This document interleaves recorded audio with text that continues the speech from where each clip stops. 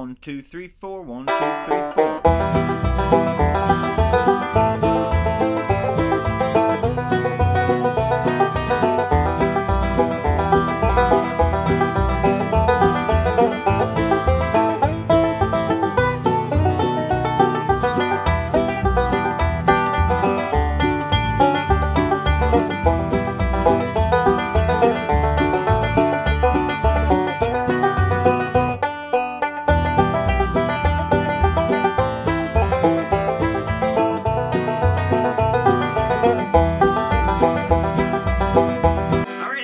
Banjo land, Mike Hedding here. Today we're going to work on an original lesson I created called the E minor workout. So I see a lot of beginner and intermediate players struggle playing in minor keys. You know, if I said, hey, play me an E minor lick, you might struggle to come up with something. But I think a lot of that has to do with not knowing a little bit of the music theory behind it and how to take licks you already know and apply them to new minor chords. So we're going to discuss a little bit of the music theory, talk about finding the relative minor and its relative major, in this case G and E minor, and how to use licks you've already played over a G chord and how to transpose those over an E minor chord. I'm also going to break down the whole original composition I created that will help you practice a lot of this stuff. I'll break it all down note for note and then show you a bunch of backup I would do. So how to play E minor, A minor, B7, you know, all over the neck in a bunch of different spots. We're going to break that all down in the backup as well. And if you're watching the preview of this lesson, you can head over to my website, MikeHeddingMusic.com, and grab the full-length lesson. You'll get access to watch all the videos, and you can download the tabs and the practice tracks. All right, here's the E minor workout in the key of E minor.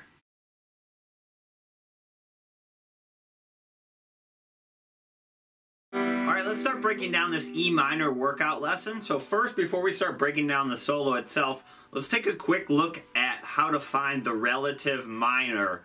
Because I think, you know, at first glance, if I said to you as a student, hey, play me a few E minor licks, you might kind of freeze up and say, I don't know any E minor licks.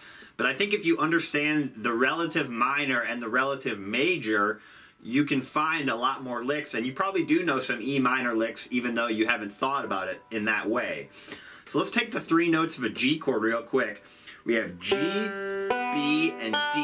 So our three open strings, third string, second string, and first string. Those are the three notes of a G chord. You've probably heard your banjo is tuned to open G, right? So we have G, B, and D. And those are the notes, a lot of times, that our licks in the key of G are going to come from. We're going to highlight those notes. They're called the chord tones, so those are the notes that make up the chord. So if we modify one of those notes, it'd be the D note, and we add our second fret. That's how we make an E minor. So all we have to do is change that one note, and we have a G or an E minor. So in this case, G is our relative major, and E minor is our relative minor. So basically what that means is that E minor and G are very closely related. Again, we have two out of the three notes are exactly the same, and actually that D note will also work in E minor. So basically all of our notes in G will work in E minor as well. So that's why it's really important to know the relative minor, because you might know more licks that you can use in a new way. So I could take a G lick, maybe something like, and now I could play that over an E minor chord as well. So knowing the relative minor and its relative major can be really important, because you basically get twice the amount of licks. So another really common one is C, right? So our relative minor in C, so we have the three notes of a C chord. If we add our second finger, we have an A minor, which is the relative minor to C. So it's really good to memorize some of those relative minors. You know, I would start with G and E minor, C and A minor. Another common one would be D and B minor. So basically, if you can remember some of those and memorize them, you can find new ways to play your G licks. So maybe even something like this. So I could use that over an E minor chord. So a lot of times you can use these licks in new ways if you have a sense of the underlying music theory behind it. And we won't go, in depth about why all those notes work the way they do. But just know that each major chord has a relative minor that basically shares a lot of those same notes, and you can use licks from the relative major to play over the relative minor chord. Lastly, let's just figure out how to find, if you can't figure out what's the relative minor, take any note, let's use on maybe the first string.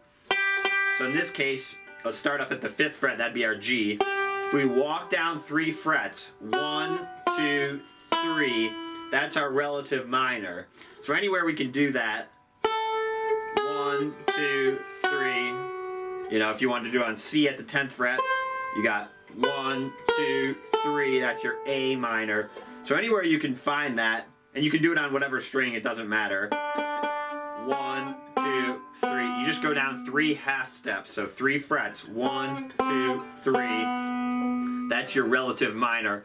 Sometimes they also call it the 6th minor, so it's the 6th note of the scale. 1, 2, 3, 4, 5, 6. And you don't necessarily have to remember that, although it would be valuable, but just know that basically each major chord has a relative minor, and then you can use that relative minor to play licks that would work over a G chord, can also work over an E minor chord. So a little music theory for you there. So now let's start breaking down the solo, okay? So let me play the first 5 measures, and then I'll start breaking it down. Here we go. 1.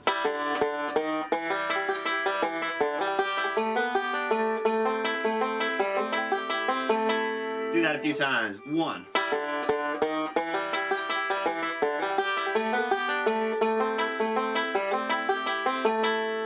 One more time, real slow. 1. So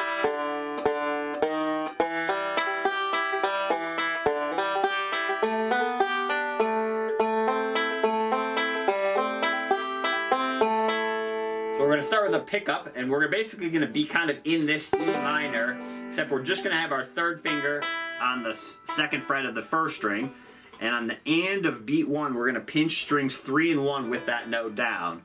So that's why you heard me count B1, 1, and then I'm going to hit the open 4th string twice, and then I'm going to use my 1st finger on the 1st fret of the 4th string, and we're basically walking up to that 2nd fret. So it's kind of like a chromatic walk up. That's what we're doing there. We're just adding a little pinch at the beginning. 1. Like that. 1. And if you didn't like that pinch or having trouble with it, you could just count beat 1 on its own. 1. Like that. So, but that pinch adds a little more bluegrass flavor to it. So it's 1 and 2, 3, 4 is how you count it. And I'm using my 3rd finger and 1st finger basically to keep me in position, so then when I go into my standard E minor, I'm ready. Whereas if I did it this way, or maybe that 1st finger or 2nd fret would feel easier doing it this way, but then it puts you out of position. So you got to always think of where you're going next. So let's do that one more time. 1. And then that's our measure 2. We're going to do just a standard forward reverse roll on the E minor chord. So start with a forward roll, 4, 3, 1. Hit the 5th string, and then go backwards 1, 3, 4. Those are my strings. And then we need one more 1st string. So we have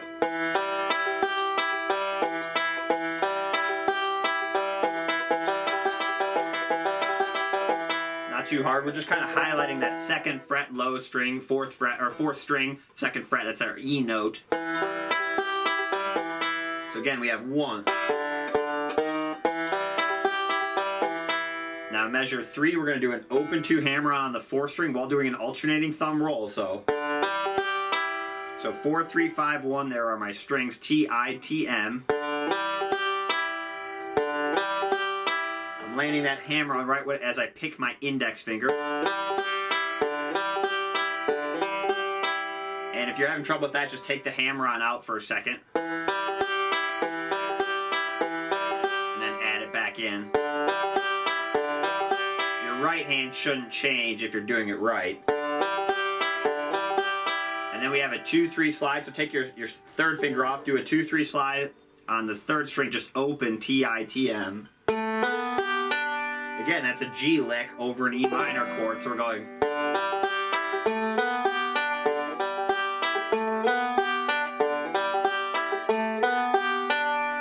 too hard there. Let's do the first 3 measures. 1.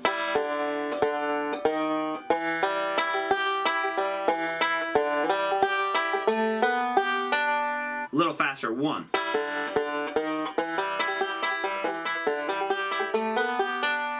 And now measure 4. We're going to go into an A minor chord. So just like your C chord, except we're going to move our second finger to the 3rd string. We're going to play the 3rd string with our thumb. And then do 2 forward rolls, T-I-M. 3, 2, 1 are my strings. So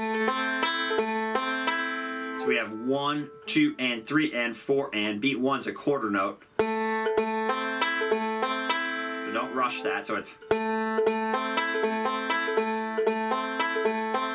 The other thing I'll mention with this A minor chord, especially this 2nd fret, it's easy to put that note out of tune. One, you don't want to bend it up even slightly. It puts it a little out of tune.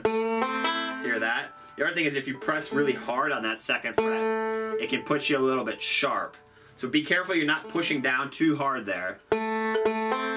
Any more pressure than the minimal amount to get the note is probably too much. So kind of experiment with what's the least amount of pressure you can put down on that note. And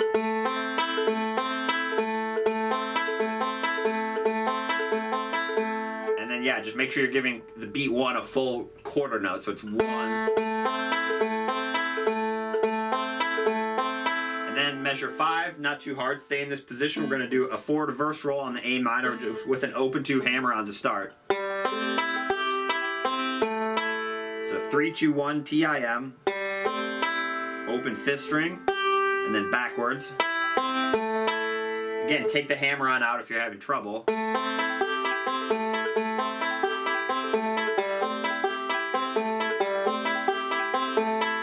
My recommendation is don't hammer on too quick. So let's do 4 and 5 together. We have.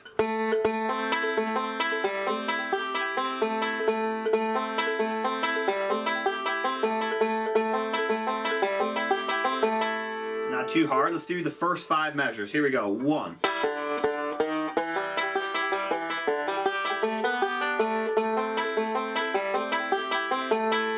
Time. 1.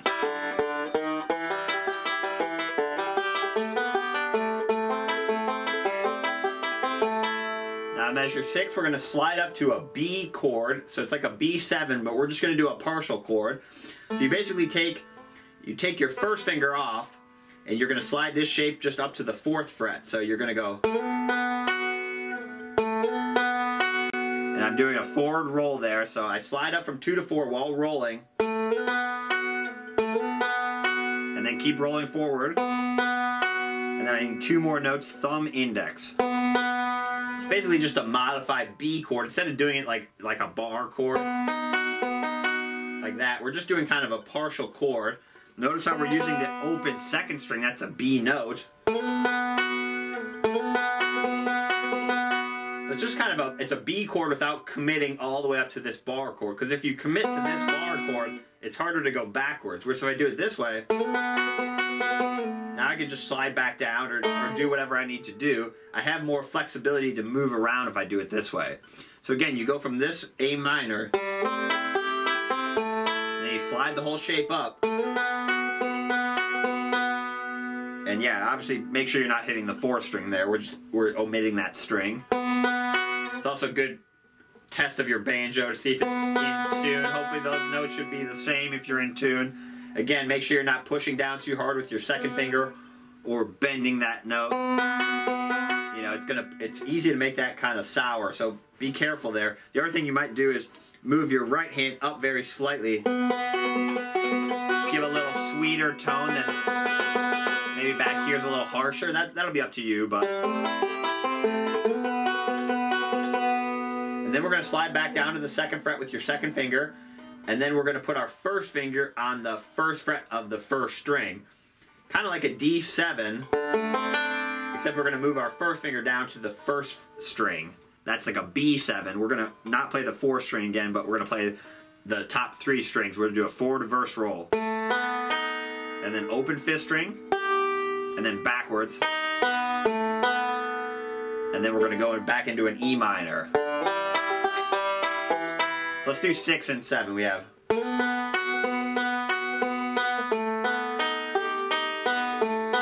this is like a B7 chord. So we have this B, and we're going back down to this one. That could be good practice. You could even practice just pinching. Notice how we're using our second string, again, like I said, as a drone. So we're using that open second string to actually help me transition. So we have...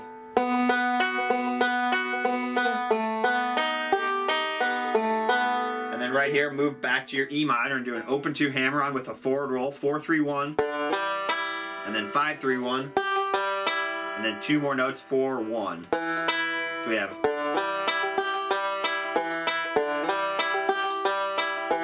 So let's do 7 and 8 together. We have...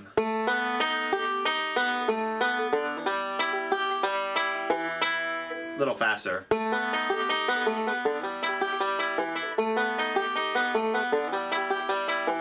Again, if you're having trouble with that hammer, I'll just take it out. Or do just the right hand on its own.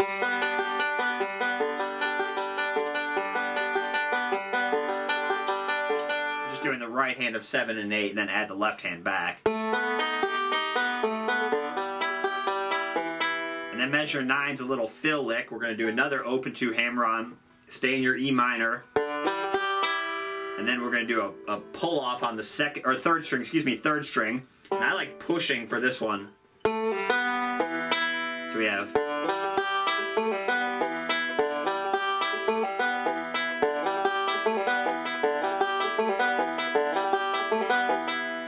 So we're getting 3 notes there. It's 1 and 2 and 3 E and 4 and.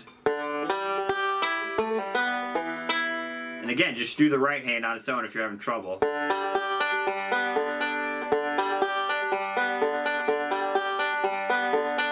Add the hammer-ons back.